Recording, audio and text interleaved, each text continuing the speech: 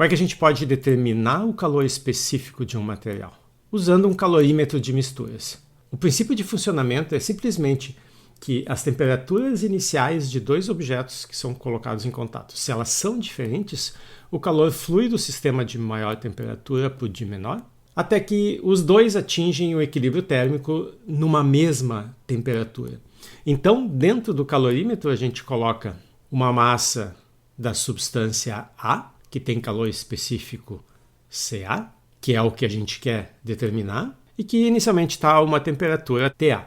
Essa massa ela é mergulhada num volume de água de massa M, calor específico C, os dois conhecidos. E tanto a água quanto o próprio calorímetro, o recipiente, eles estão à mesma temperatura inicial, Ti, vamos supor que seja menor do que a temperatura do objeto A.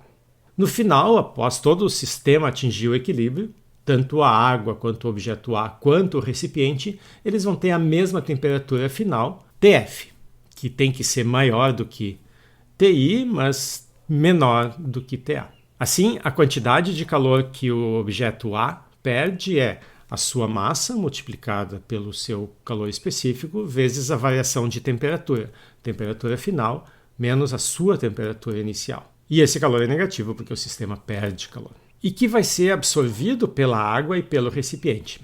Então, por conservação de energia, o calor total envolvido no processo tem que ser zero. Se alguns ganham, outros perdem. Então, se a gente soma o calor trocado pelo objeto A, que a gente acabou de calcular, mais o calor trocado pela água e o calor trocado pelo recipiente, notem que em todos eles a temperatura final é a mesma. Então, alguns desses calores são positivos, outros são negativos, e a soma tem que dar zero.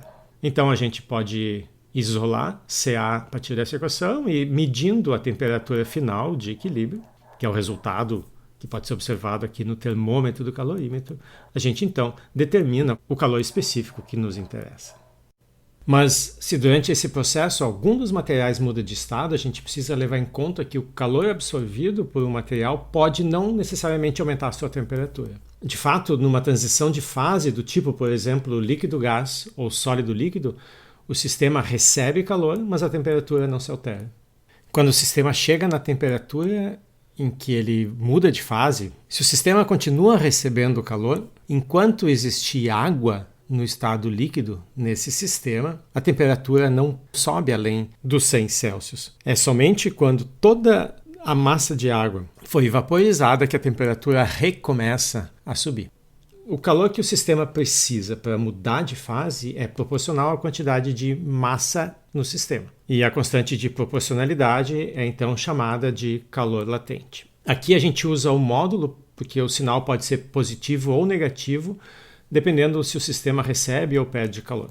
Vamos fazer um exemplo. Quanto calor é necessário para que 720 gramas de gelo a menos 10 Celsius se transformem em líquido a 15 Celsius? Primeiro a gente precisa levar o gelo de menos 10 Celsius até 0 Celsius. Então, o calor envolvido é o calor específico do gelo, vezes a sua massa, vezes a variação de temperatura. O resultado é aproximadamente 16.000 joules. Agora que ele está a 0 graus, todo o calor que for cedido vai fazer com que ele mude de fase. Esse calor, então, a gente obtém multiplicando o calor latente de fusão vezes a massa total que a gente quer derreter. O resultado, então, é aproximadamente 240.000 joules. E, por fim, a água que está na fase líquida precisa ser aquecida até 15 Celsius. Então, a gente usa o calor específico do líquido, que é diferente do calor específico do gelo, vezes a massa, vezes a variação de temperatura. E o resultado é aproximadamente 45.000 joules. O calor total, então, que a gente está procurando é a soma dessas três contribuições, o que dá 300.000 joules. Então, vocês notam que boa parte dessa contribuição veio do derretimento do gelo. Isso porque, em geral, o calor latente envolvido ele é muito maior do que o calor específico. Então, custa muito mais energia para derreter 1 grama de gelo do que para aumentar 1 grau a temperatura dessa mesma grama. Então, se vocês esquecem de levar em conta os calores envolvidos na transição de fase, num problema pode ter uma grande diferença no resultado final.